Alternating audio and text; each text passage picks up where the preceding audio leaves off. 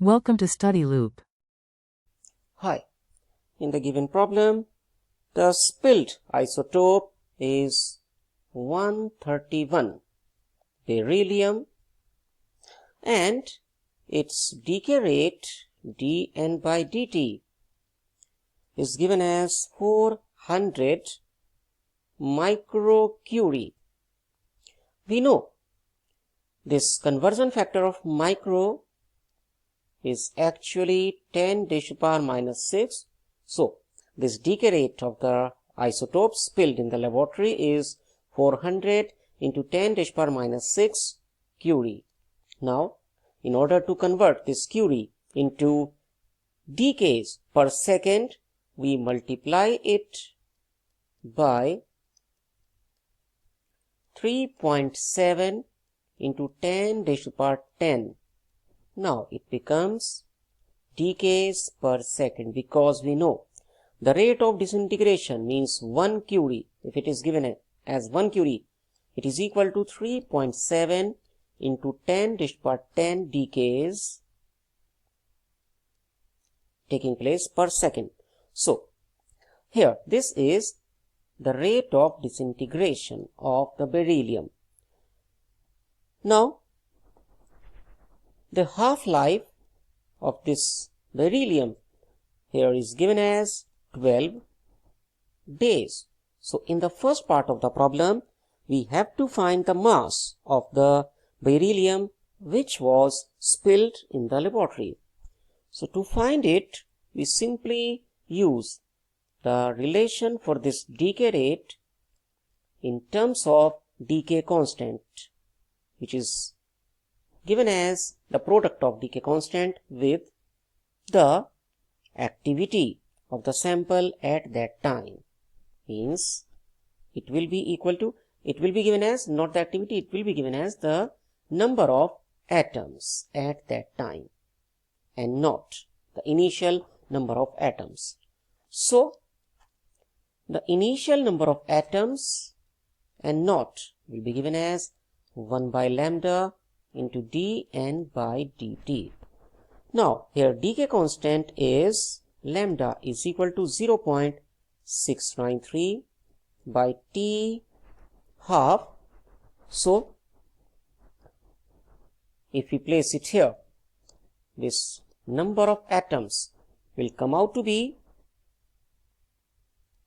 1 by 0.693 by T half into dN by dt, or we can say this is T half divided by 0.693 into dN by dt.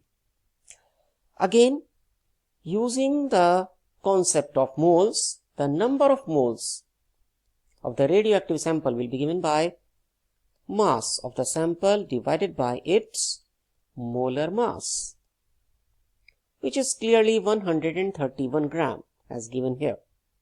So if the number of moles is this, so the number of atoms N naught will be moles into Avogadro number, because we know the number of atoms in 1 mole is equal to Avogadro number.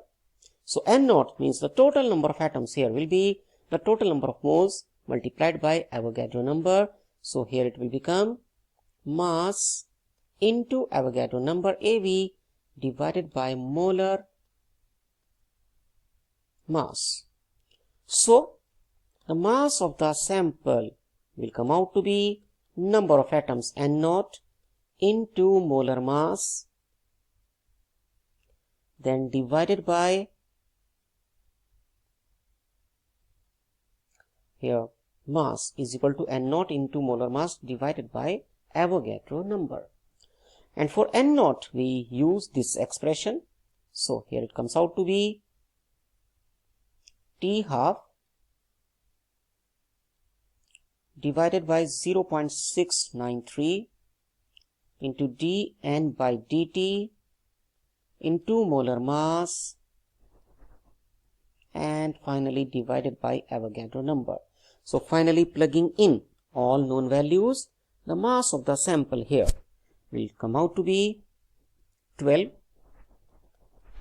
if we put all the values one by one, for half-life this is 12 days. So this is 12 into 24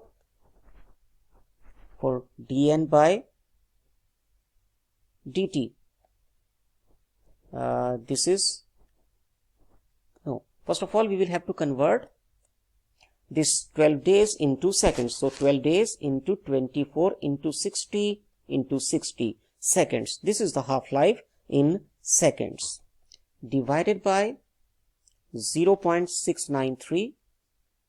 Then dn by dt 400 into 10 raised power minus 6 into 3.7 into 10 raised power 10 into 131 for molar mass, and for Avogadro number this is 6.023 into 10 raised power 23. So if we calculate all these things, it comes out to be 4.82 into 10 raised power minus 9 gram, or we can say this is 4.8 nanogram. This is the mass of the sample which was spilled in the laboratory, and it becomes the answer for the first part of the problem. Now, in the second part of the problem, we have to find the time for which this lab should be closed,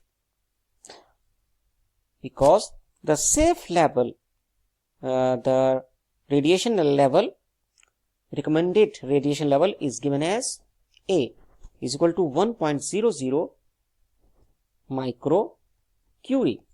So to get up to this level, we have to find the total time.